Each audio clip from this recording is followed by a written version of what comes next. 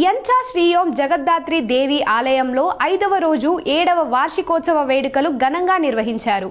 నవిపేట్ మండలంలోని యంచా గోదావరి నది ఒడ్డున ఉన్న శ్రీ ఓం జగద్ధాత్రి దేవి ఆలయం శ్రీ ఓం పంచశక్తి పీఠంలో ఈ నెల 17వ తేదీ నుండి 7వ వార్షికోత్సవ వేడుకలు ఘనంగా ప్రారంభమయ్యాయి.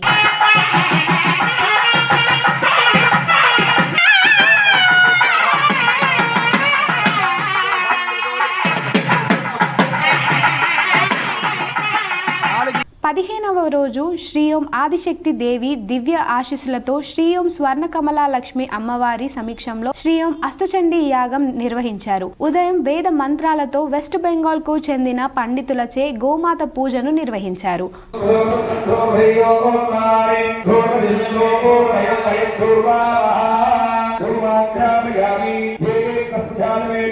అనంతరం మహాచండీ యజ్ఞమును జరిపించారు.